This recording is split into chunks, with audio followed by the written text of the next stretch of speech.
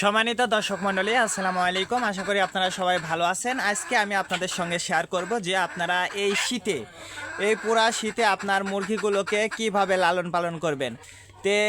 লালন পালন করতে হলে প্রথম যে সমস্যাটা সেটা হচ্ছে আপনার দেশি মুরগিকে সুস্থ রাখার জন্য অবশ্যই আপনাকে কিছু টেকনিক অবলম্বন করতে হবে।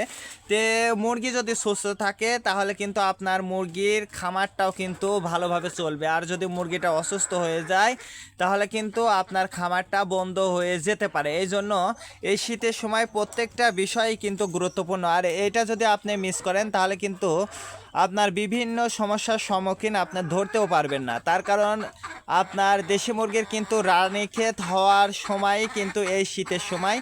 এই জন্য আপনারা চেষ্টা করবেন যে কিছু কিছু বিষয় মেনে চলতে। তো সর্বপ্রথম যে বিষয়টা আপনাকে মেনে চলতে হবে সেটা, আপনি যদি খাঁচাতে মুরগিটা পালন করেন সেক্ষেত্রে আপনার সমস্যাটা একটু কম।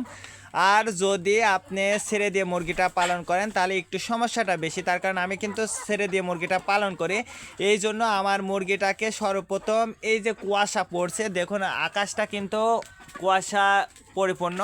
তো সেক্ষেত্রে আপনাকে অবশ্যই মুরগিটা ছাড়তে হবে নির্দিষ্ট একটা টাইমে, এবং আপনার খাবার দিয়ে তারপরে আপনাকে মুরগিটা ছেড়ে দিতে হবে।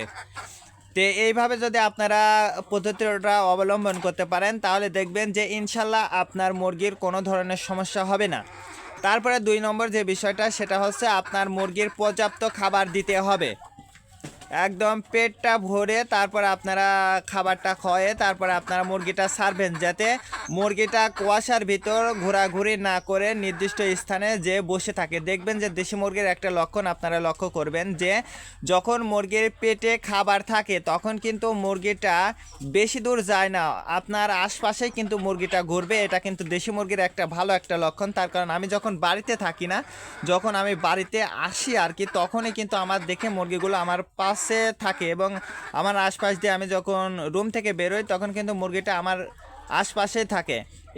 এটা কিন্তু আপনারা লক্ষ্য করতে পারবেন যদি আপনার মুরগির পেটে খাবার থাকে। আর যদি পেটে খাবার না থাকে তাহলে মুরগির স্বাধীনভাবে তারা খাবার খুঁজতে বের হয়ে কোথায় থাকে আপনি নিজেও খুঁজে পাবেন না সময় সময়।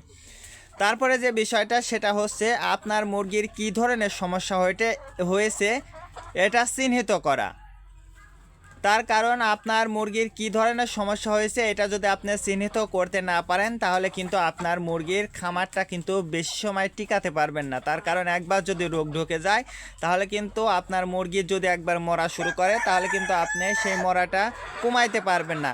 এই জন্য অবশ্যই আপনারা চেষ্টা করবেন কি রোগ হয়েছে সেটা যাচাই বাছাই করার জন্য, এবং আপনার অসুস্থ মুরগিটা কিন্তু আলাদা করে দেওয়া লাগবে। যদি আপনি এই রকম পদ্ধতি অবলম্বন করতে পারেন তাহলে ইনশাল্লাহ আপনার খামার থাকবে ভালো এবং আপনার মুরগিগুলো থাকবে সুস্থ। আজকে এই পর্যন্ত, ভালো থাকবেন, আল্লাহ হাফেজ।